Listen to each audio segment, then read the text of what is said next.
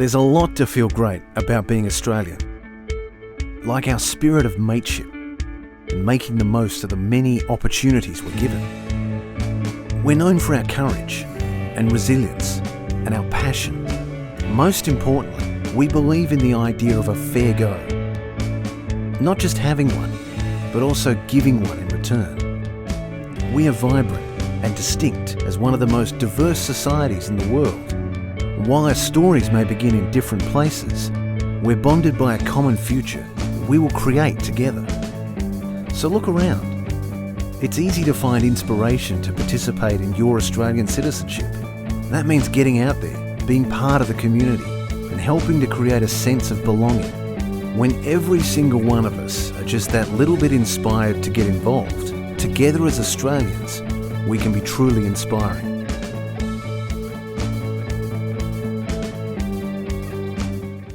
Well, good afternoon, everyone. Welcome to another of our Inspiring Australians Lunch with Leaders.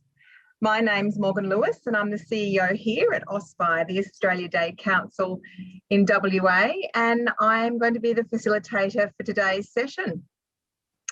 We are all spread out here today. We have more than 150, I think at last count, about 176 people joining us from all around the state and some from interstate. Our team here, however, is at AUSPI, and we are gathered on Wajak Noongar Budja at the University of Western Australia. Now, there are many places around this beautiful university campus that hold cultural significance to the local Noongar people, and one such place is called Goodanalup. And Goodanalup is understood to be the gathering place to celebrate the unity of lifelong relationships between husbands and wives, in other words, marriage. So today, the beautiful grounds of UWA still remain a very favourite spot for many West Australians to hold their weddings here. So I thought it would be great to acknowledge and thank the Noongar people as the traditional custodians who for many thousands of years ago established Goodanalup as the local gathering place to celebrate love and unity. And I pay my respect to their elders past and present, and especially any of you who are joining us online for this forum today. We do have some quick housekeeping to run through. We have got everyone's microphones on mute. So if you do need to contact us during the session at any time, please use the chat function and we will jump on to that to help you out. We also, because there is so many people coming into this forum, we are going to put all the cameras off. It just gives us a little bit more grunt in the bandwidth to make sure that everyone's experience is as seamless as possible. We can't guarantee there won't be glitches, but we're going to do our best. In terms of the Q&A today, please write your questions into the chat. And then once we've had a chance to hear from Rosemary, my team here will curate those questions as they've been coming in, and then I can ask those questions of Rosemary. And then at the very end of the session, if there is still time, we may have the ability to do some free flow questions between yourselves and Rosemary. Now, we do have some people that have to leave a bit early and some that have not been able to join us for the session at the very last minute, so we will be recording the session today. So we're all here today in recognition of Harmony Week and to hear from 2021 Australia's local hero, Rosemary Karaoke. Now, Harmony Week is about inclusiveness. It's about respect and belonging for all Australians, regardless of cultural, religious or ethnic background.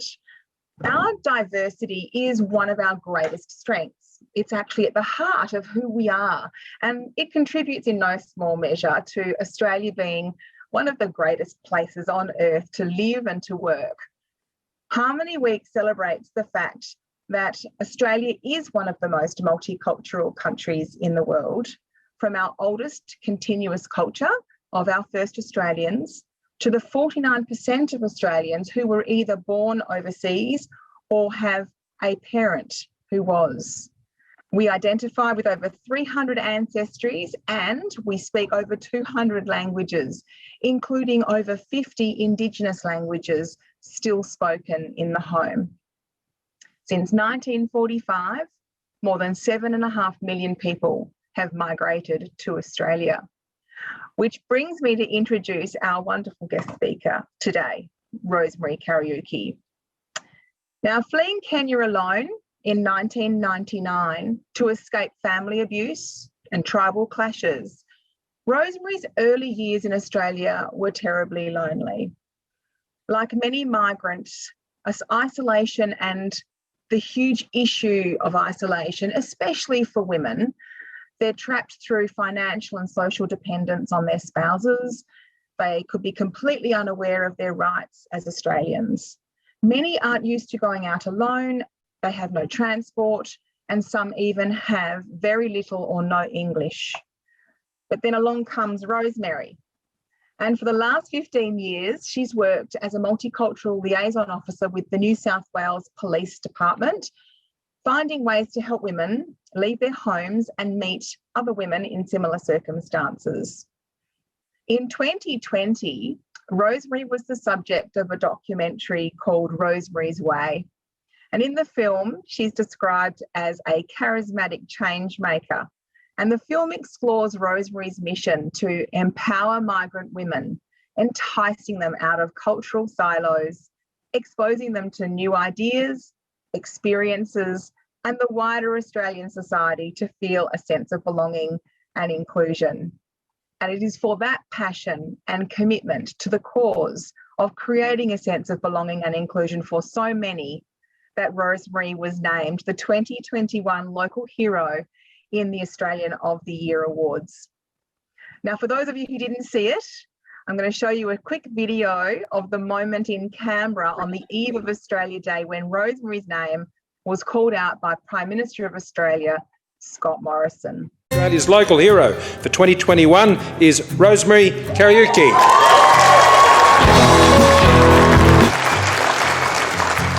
When I came to Australia, I was very lonely. I was in a foreign land and could not understand the Australian accent. You know that. I didn't understand the culture, and it was so far away from what I knew. I would love to see more Australians, those born here, refugees, migrants, anyone who calls Australia home, open their doors to their neighbors. Get to know them, knock on their door, organize a street barbecue, go for a walk or a picnic. When I say neighbors, I don't just mean the people living next door. I mean the people around you. It takes courage to open our hearts to our neighbors. Sometimes we don't realize how much sharing information, even things like our local services, can help someone. Be open and not scared of any perceived differences, because as humans, we have more similarities than differences. And together we can make this wonderful country that I call home even greater. Thank you very much for that wonderful introduction. I'm so humbled. So the journey of me going to Canberra, I can start it with when I was nominated to be the New South Wales hero. And I didn't, when I looked at the list of the people who are being nominated, I thought, I'll not even bother with a speech, because I was seeing TV gurus, commissioners, everybody, and I'm thinking, I'm no one. Just to be called, when I was called, and I couldn't even believe. So I was so humbled, and because whatever I do, I don't do to be recognized. So when the journey came to go to Canberra, they told us you have to the dressing up, and I'm thinking, it will be hot, it will be cold, it will be. So I carried like 2 suitcases because I didn't know how the weather will be or what type of shoe I'll wear.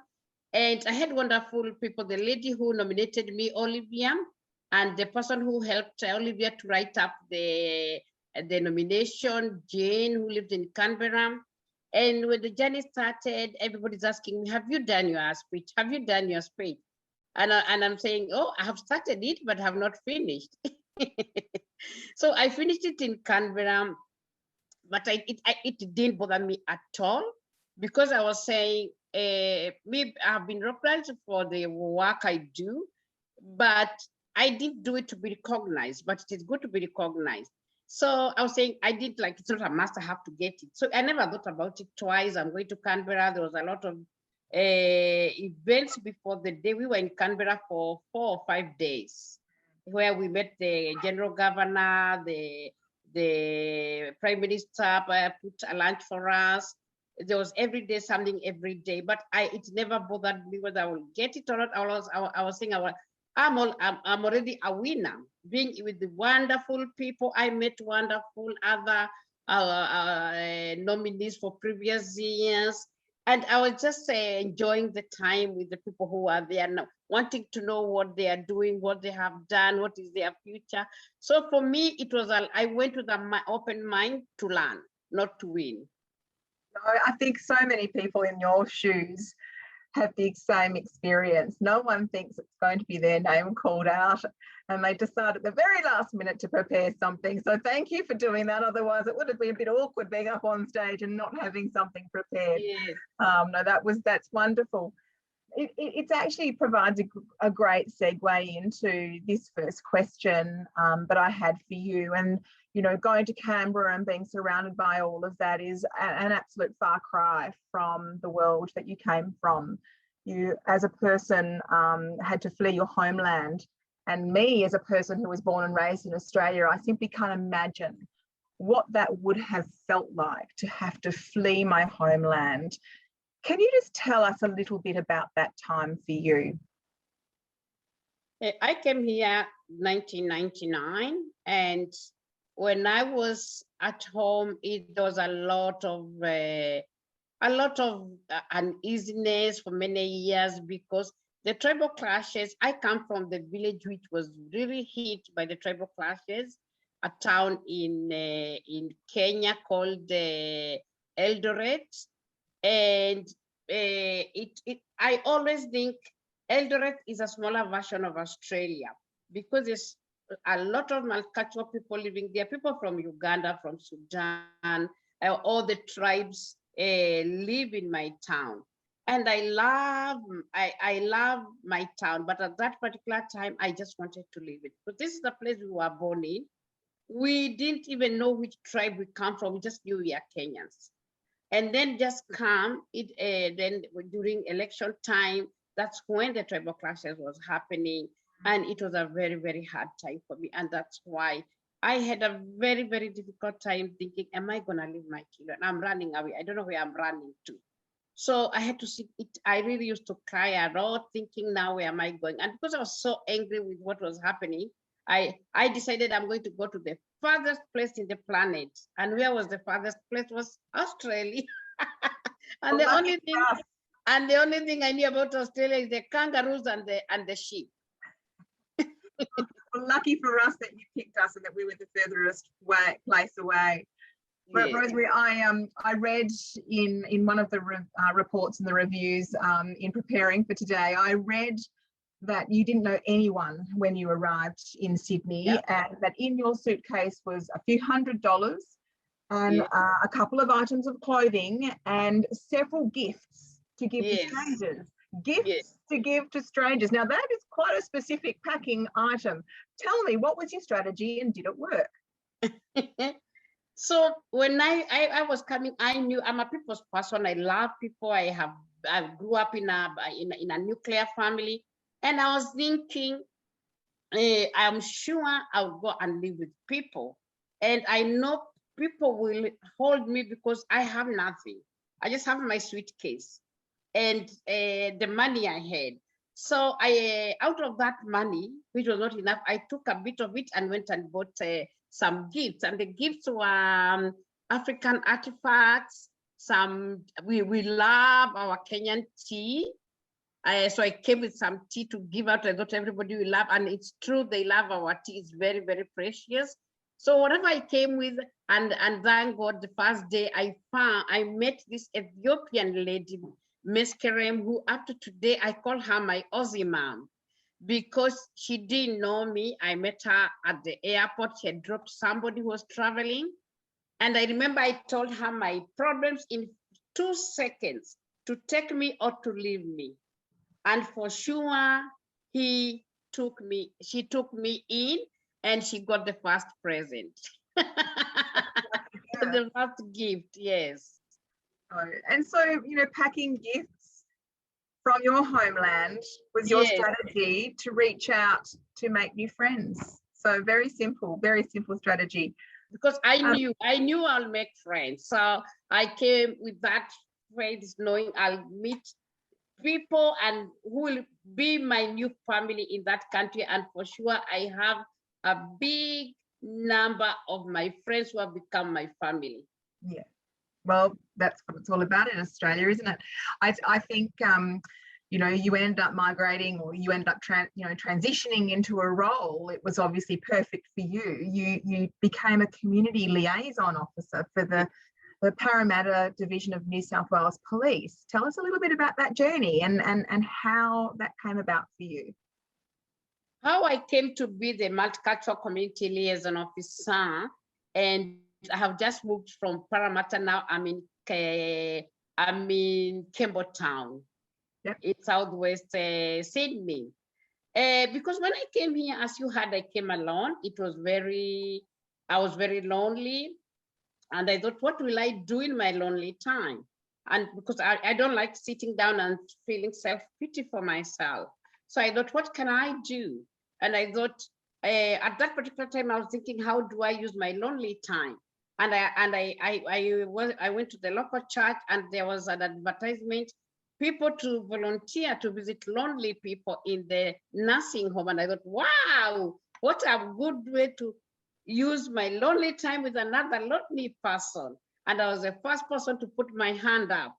And I started volunteering with the Little Sisters of the Poor in Randwick. And I did that for 3 years. Then because the people I was volunteering with, they used to die, then I get another one, they die, they get another. It started affecting me because they were like my family. And when you become very close and then somebody leaves, you feel it affects you. So I asked my coordinator, can you give me somebody who is not dying? And then she said, Rosemary, everybody here is most of them, they are dying. And we give you the one who is going so that you can make them happy because you are a happy person. And I said, yeah, but I think now I've had enough. I want to move on. So I started looking for the Africans. In Randwick, that time is now 2000, 2001. There were no Africans. We were only the other 2 people, I met them in the street. And one of them was a lecturer in Randwick UNSW. And the other one was a South African. So I started looking where the Africans were. And when I found them, I found the African Community Council, which I started volunteering with it. And through that, that's how I now ended up supporting the people working with the Africans. Because that's the time, 2004, 2005. The South Sudanese, the Sierra Leoneans, and the Liberians were coming in huge numbers. And they had a lot of issues because even the services didn't know how to support them. And I came at that particular time to start working with when I was volunteering. And I started supporting the workers. And at that particular time, a position came up in Auburn. And when I went for my friend who I was supporting told me about the job. And I said, there's no way I can work with the police. I fear the police. I said, Rosemary, is the things you do and you are looking for a job. This job will be good for you. And I said, no. But she sweet talked me to putting in an application, and for sure I got the job. And I always am happy that she pushed me because I love what I do, because my role is to connect, to link the police and the community. And the community is the migrants, the refugees, the asylum seekers. As you know, where we come from, we wear the blue uniform. So I go out there, I know what they are doing, what their issues are, and then I bring the police to them during their national days, like let's say the Chinese New Year, the Deepavali, when the Muslims are breaking their fast. So I bring them to have dinners with, and that's how they start realizing the police are human beings and they are there to protect them. Because where we come, we see a uniform, we run. But here you see a uniform, you go closer to say hi to them. Then I also educate the police too about the community. It is a fascinating parallel universe, or the difference in sort of cultural expectation that you've just explained to us. And I just want to point out before I ask the next question here, don't forget, everyone that's watching, we are taking questions in the chat, so start thinking about your questions and put them in there, because we will have time for questions from our viewers. Rosemary, talk to me a little bit more about that feeling about feeling afraid or scared of police or people in uniform. Tell me about, I guess, the where you came from and what it was like there versus here, and why that fear existed. And obviously it's now gone because you understand it's different here, but it probably helps us understand a little bit more of those cultural differences.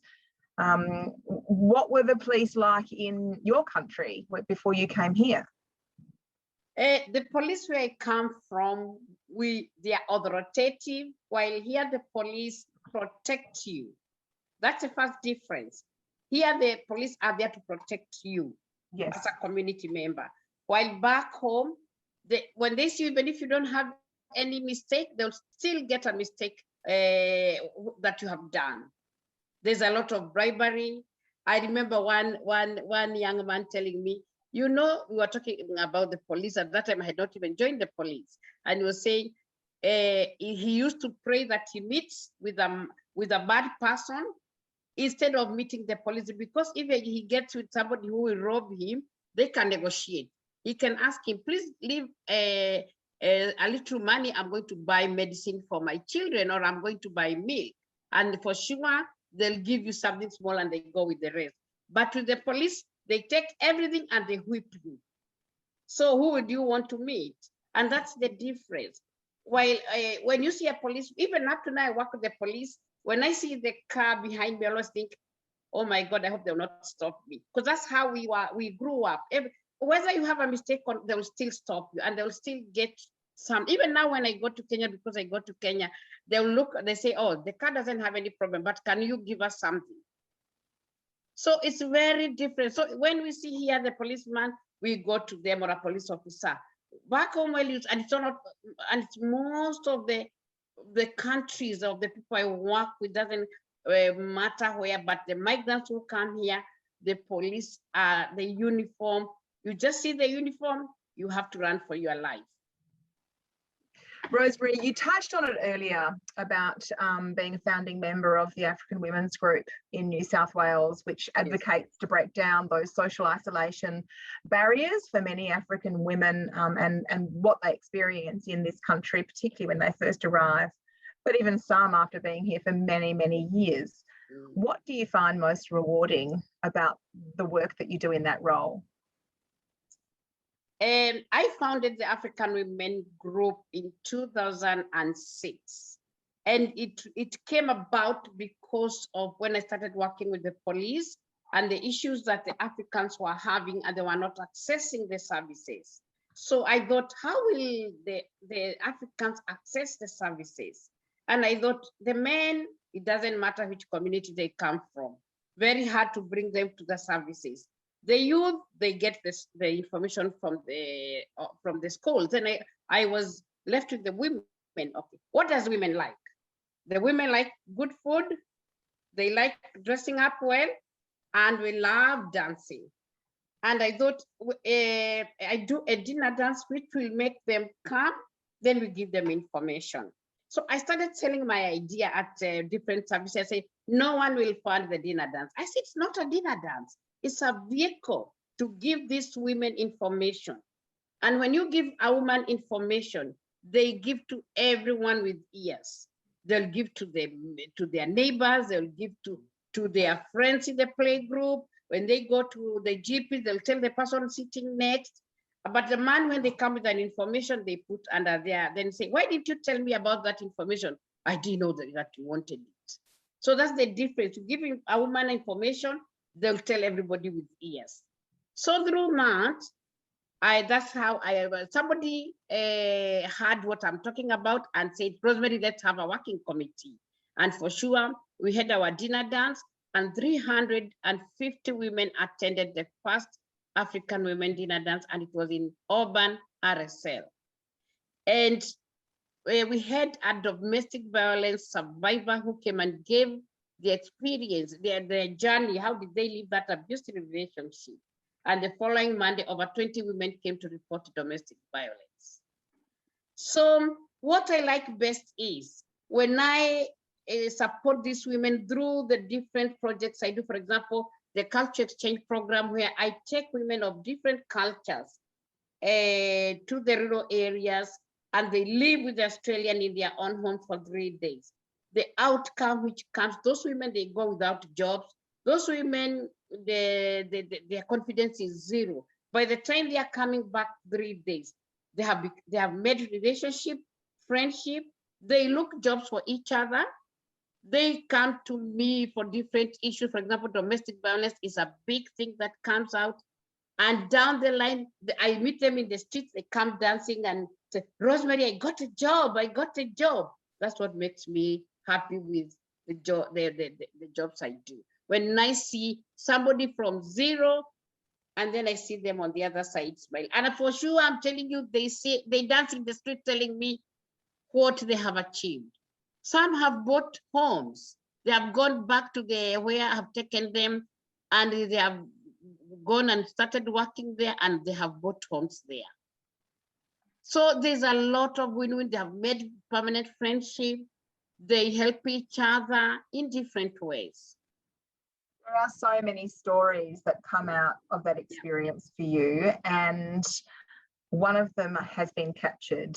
Well, I suppose all of them have been captured on a film called Rosemary's Way, which we understand is going to be launched this year in April, which is wonderful. Tell us about how Rosemary's Way came about for you, and what was the process and the journey that you went through as you were working with those women and watching their transformation, and how did you feel when they started to find their voices and their confidence? I mean, you just touched on that a little bit then, but you know, a whole documentary has been made about this journey that you've been on. So tell us about that. Yeah. How did Rosemary's Way documentaries evolve? I did a documentary before that called Bockham Hills African Ladies True, which is a story, true stories of 4 ladies, and I'm one of the 4 ladies.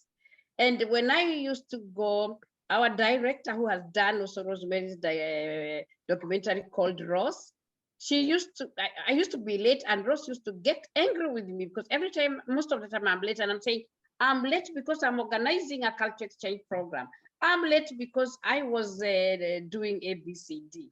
So once we finished this, Rose, after I kept on telling Rose, I want to capture these stories. I want to capture the stories of these women. It's so rich. I don't want it to go to waste. Because on the third day, when we are saying goodbyes, people would share the experiences they got from the 3 days, and they are powerful, powerful stories. So one day, Rose came to me and said, Rosemary, I want to hear all about what you do, because it kept on thinking, you kept on telling me you are busy, that's why you come late for rehearsals. So I started telling her, and she said, I want to capture, I want to come with you one day and see. So one day she came with me to Blue Mountain, and instead of even observing, she became part of the crew. And so what happened for 3 years, I was giving Rose my timetable, my calendar. These 6 months, I'm doing the community things I do with the women. So she'll choose the one she wants to come. So we went to Gleeford, to Aladala, Maitland, Gerringong. So she chose. We do camping, picnics, high tea, and we do high tea to talk about mental health. We do morning tea to check each other and talk about domestic violence. So we use this social events to give information, and you give it in a social setup. Because if you bring women just to sit down and talk to them about domestic violence, they just shut. So they followed me for 3 years, but funny enough for me, I never noticed because I was doing my job. I was doing what I do. So they were just following what I'm doing. So they don't even talk to me. If I'm just continue with my job, and they just videoed and everything, and they followed us for 3 years. Rosemary, we're starting to get a few questions coming through on the chat, which is great. Yes, I still have a couple more, and then we will start opening it up to the viewers.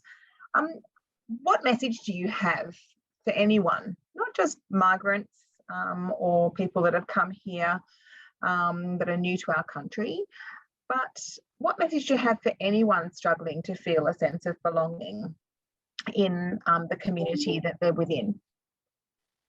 The message I have for community, let me start first of all with the people who belong here, the ones we found here. Don't be scared of us. We have not come here to take. We have come to add value. If you look at the migrants who have come here, the refugees who are coming here, we have a lot. We have doctors, we have psychologists, we have teachers, we have accountants. Go to the nursing homes, go to disability. We will get most of them in the nursing home there, or most of them they are migrants or they are refugees who come and work here. Yes, the media show us a few bad things that are happening, but it's just a minority. So I'll say, open your doors. Don't fear us. Go to that person across the road and say hi. Go and know your neighbor. That person who is not from your culture, say, let's go for a coffee. Go to the park. Do the barbecues. Let us all belong, because this country is a multicultural country. Let us put it in action. For the migrants who come here, for the refugees who come here, let us open our doors too. Let us open our hearts too. Let us learn the good ways of this country. Let us give back to this country that is great, that has opened doors for us. Let us not just get or wait to be given. Ask yourself, what can I give? And let us stop living in silos. Yes, if Kenyans, they live themselves, Chinese live by themselves, Pacific live by themselves, why can't we mix together? Why did I leave my country to come here and I just stick with the Kenyans? Let's open up and just go and talk. If you go to, let's say, to an event in the park, go and say hi to an Indian, go and say hi to an Aboriginal woman, go and even talk to the white Australians and tell them a good day, and the conversation will start. So for me, I'm saying, let us all feel we belong. Today I was talking to a school or kids, or 1,000 kids in a school, and I was telling the kids, you don't have to wait until you have matured, you have gone out of the school. You can start right now. You can start in your class. Go and talk to that kid who doesn't talk to anyone, because you don't know what is going through in their lives. If you see the teacher today comes when they are very dull, go and talk to them. Just say, Miss, what is happening today? Yes, they'll not share with you what is happening, but you think, oh, even my kids knows me, they know there's something happening. So if everyone can look after each other, if everybody can open their eyes and just give that love, we have a lot of love to share. This country has got everything. Just don't close the doors for yourself. So Australians, go out there. By talking to your neighbor, you might save their lives. It's just a perfect piece of, I guess, inspiration and motivation in this, which is Harmony Week. So, hey, I couldn't have paid you to say that better. Thank you, Rosemary. So I think we're going to start asking some questions from the audience in just a second. My last question for you is, you're Australia's local hero, Australian of the Year award recipient. You're now on the national stage. What does the future hold for you now, Rosemary? And do you feel that your local hero recognition will help you achieve your goals in any different ways? Talk to us about that and how being the Australia's local hero is going to help take you forward and do what you want to do. For me, the local Australian hero is what I'm achieving. I'm hoping to achieve this year is if everyone in the street can start talking to each other. If everyone in the school can start talking to each other. When that mother who just comes with her head down can get somebody to talk to her. If we can open up our hearts, open up our homes, that's what I need. By the time I finish this year, the majority of Australians can be doing. And it has started because I can give you an example. A friend of mine living in Coffs Harbour one day, when the COVID started, he told me, you know, there were so many backpackers in Coffs Harbour, and they didn't have money, because they rely on doing work in the farms, and now everybody had locked. And he said, what could have Rosemary done in this situation? And he said, Rosemary will feed them, will open her door. And for sure, he opened his farm. He has a horse farm, gave them a place, they put tents, gave them the kitchen and food to cook, and 20 of them stayed there in his farm. So when I hear such stories, then another lady told me, a very young girl said, oh, she didn't know me, but you know how you meet and then you start introducing each other. She told me, you know, my mom watched your speech, and the following day she went to a refugee organization and she said she'll be volunteering there until she can't volunteer anymore. So those are the stories I'm talking, and that I want to live in by the time I'm going, that everyone is talking to each other.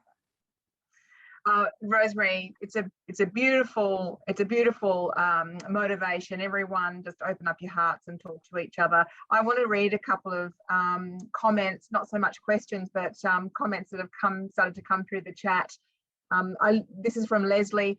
I love that last statement. We have not come here to take, we have come here to add value. So thank you, Rosemary, that is beautiful. Another comment here from Esther.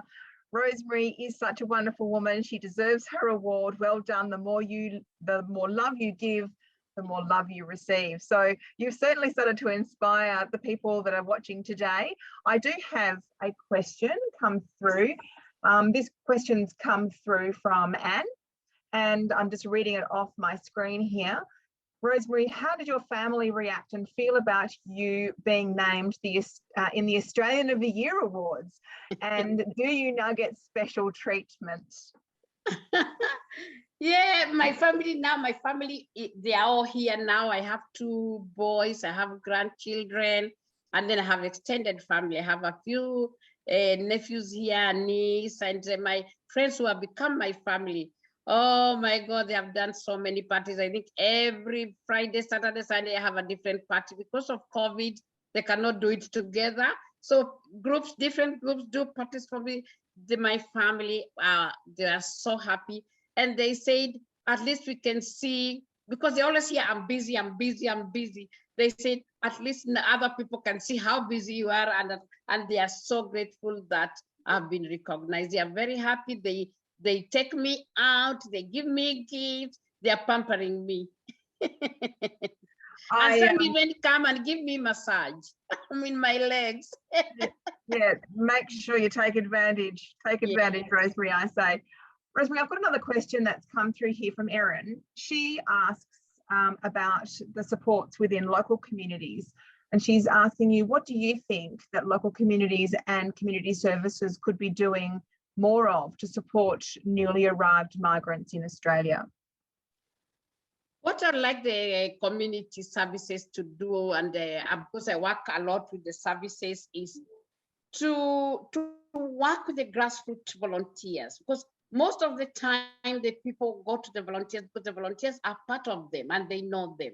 If they can work hand in hand and support each other, and then they work together, because if the services, if they know each other, let's say for example, a service which is dealing with the newly arrivals and let's say the housing, then you go to maybe people offering food bank. If all of them know each other and they work together, even when the clients come to them, it is easier for them to go through the services quicker. And if everyone can do their job, and not only to live to the service providers, even the communities themselves. In the schools, it's good now.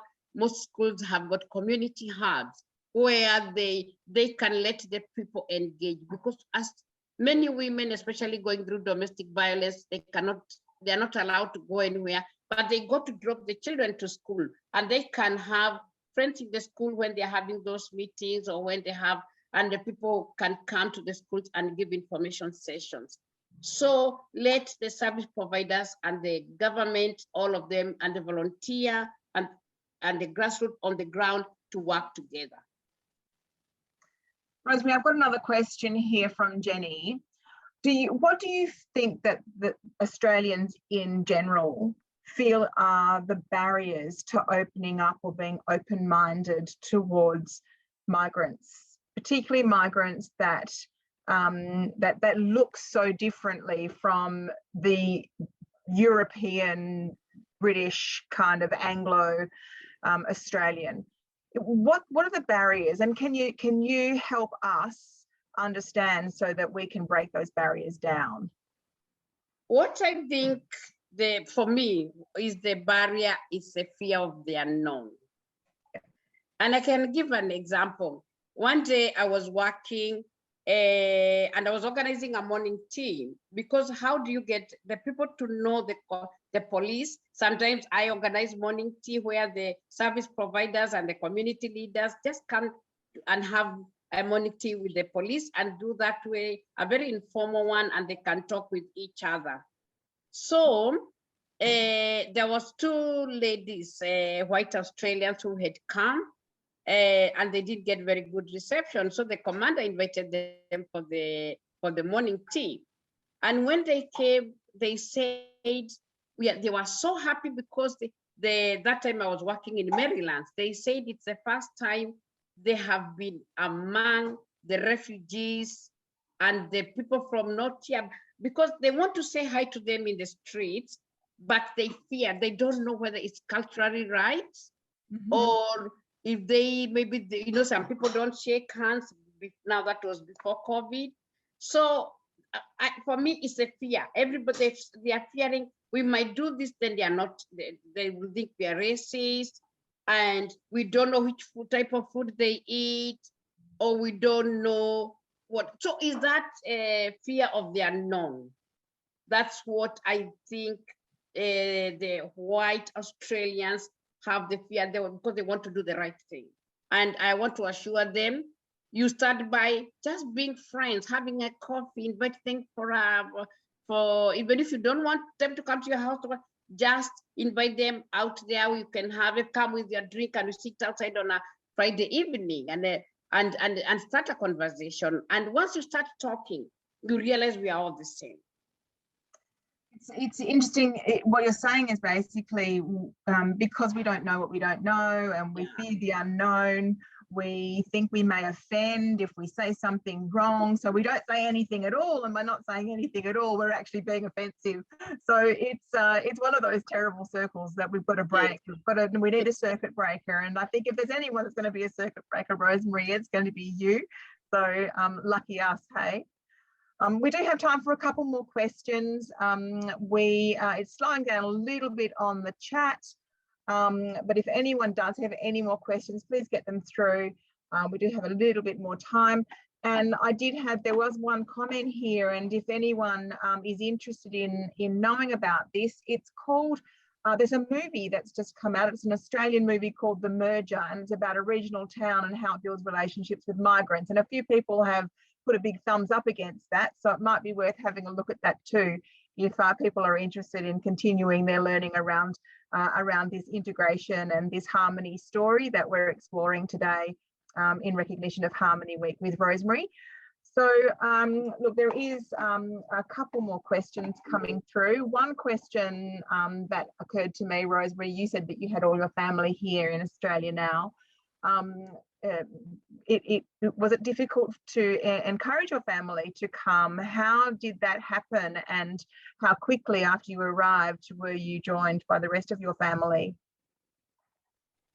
It is not easy for people to come to Australia. Is very hard, but it took me 6 years to get my permanent residence, and I brought my children because I have 2 boys. My first boy came after he finished year 12. He came as international students. Then my younger one came at that time when I got my visa. It is very, very difficult.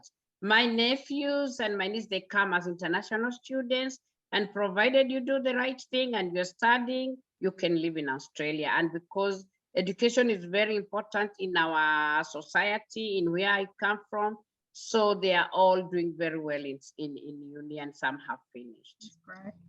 Great. We do have a question come through from Narelle, and Narelle's actually thinking about the next generation of Aussies and migrants. And she's asking, how do we make it easier as the established, I guess, leadership age now that we are? How do we make it easier for the next generation coming through to be more accepting and to create that feeling and that sense of inclusion and belonging? Have you got any words of wisdom with that? For me, what I think with the next generation, they don't have any issue. It's we who have the issue.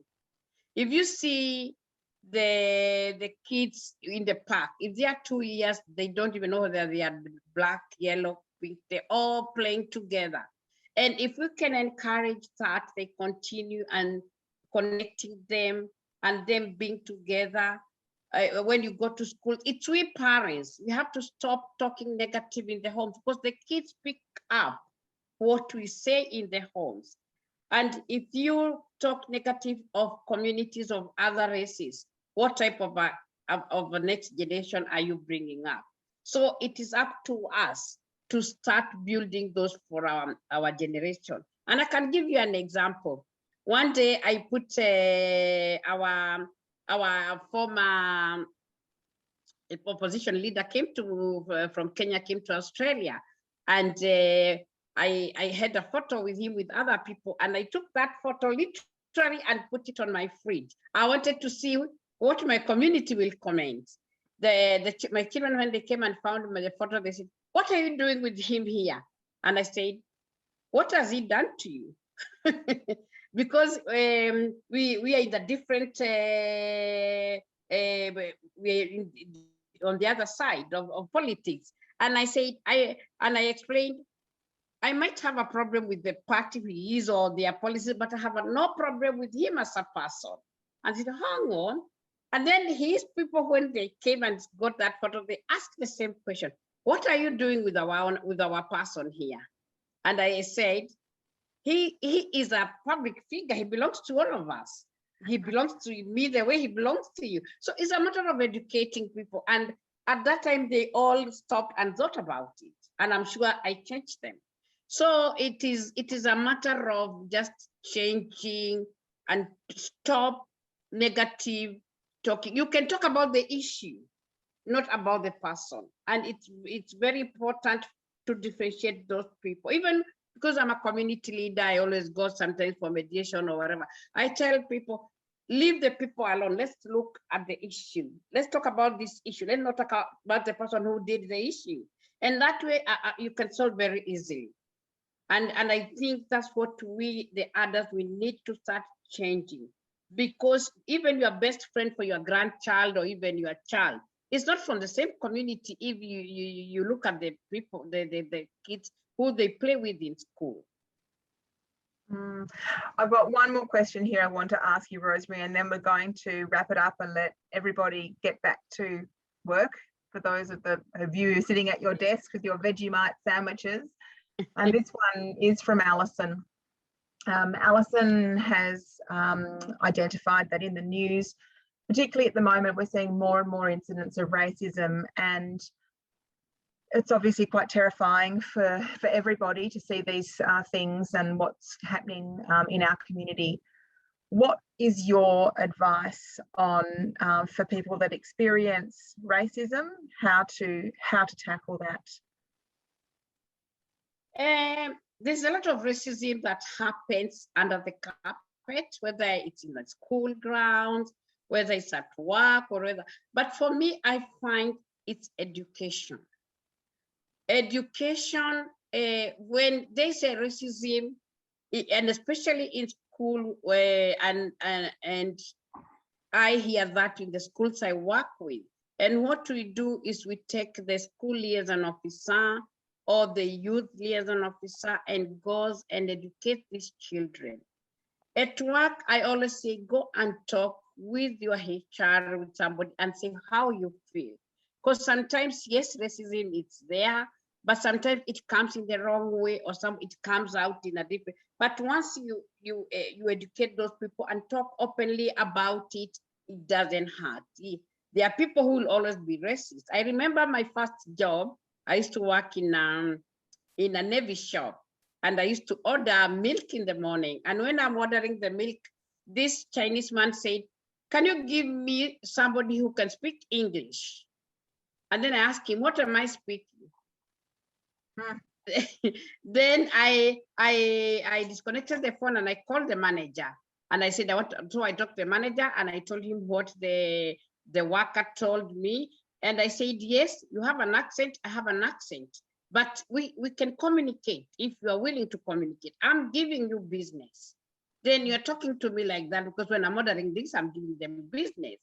And they apologize. So it's a matter of, instead of getting angry, address that issue and then educate. Excellent advice. Excellent advice and an excellent way to wrap up our session today. I feel very privileged to have had such a long and engaging chat with you, and I hope everyone's enjoyed it who's been watching today. These online Lunch with Leaders sessions are going to continue to come from Auspire. We're really thrilled that we're bringing them to the people, and this is just one of our many initiatives that we deliver during the year. My team is amazing at curating all sorts of things year round to feature the Australian of the Year alumni, so do keep an eye on all of that. And if you are interested in looking at the work that we do throughout the year, jump on our website, everybody. You can find out all about our other programs that are there to promote social inclusion, social cohesion, and leadership in civics and citizenship. We also offer training, so if you've got communities that you work with and you want to do Aboriginal culture training or intercultural diversity training, we have expert facilitators that we work with to deliver that, to help people feel that sense of belonging in their community and their Australian identity. I am going to put a little plug in here. Rosemary would never be acknowledged as the Australian of the Year within the Australian of the Year Awards if someone hadn't nominated her. So please, I encourage you to all look around your networks and identify anyone who inspires you through the work they do or the cause they champion, and nominate them for the 2022 Australian of the Year Awards. The nominations are super easy and they're done online, and you can do them now. They're open now, and we encourage you to have a think about that. They're very easy to do with an online form, so please do that. Our next Lunch with Leaders is scheduled with WA's 2021 Local Hero recipient. That's Rebecca Prince-Ruiz, and that's on the 8th of June. And that's in recognition of both World Environment Day and World Oceans Day, because Rebecca's work is in the space of going plastic free. She's the founder of Plastic Free July, and she was recognised as the West Australia's Local Hero in the 2021 Australian of the Year Award. So we do hope you can join us for that. Put it in the diary and make sure you get your free ticket online. Now, in closing today, I would like to acknowledge the Local Hero category sponsor for the Australian of the Year Awards, which is the Department of Home Affairs. Thank you so much for your ongoing support, both at a national level but also at a local level here in Western Australia. Thank you, of course, again to Rosemary Karaoke. You inspire us with your passion, your resilience, your courage, and of course, most obviously, your generosity of community spirit. We certainly look forward to hearing more from you as you travel throughout this year in your role as Australia's local hero. And thank you to our audience. You've been wonderful. There's some great questions that have come through. We really appreciate you taking the time today during Harmony Week to join us for this discussion with Rosemary. We do hope you enjoyed this thought-provoking lunch with leaders, and may you all feel inspired to open up your hearts and your homes using Rosemary's words and this Harmony Week to spread the message everyone belongs. So thanks everyone, have a great day, and we look forward to seeing you next time. Have a good afternoon.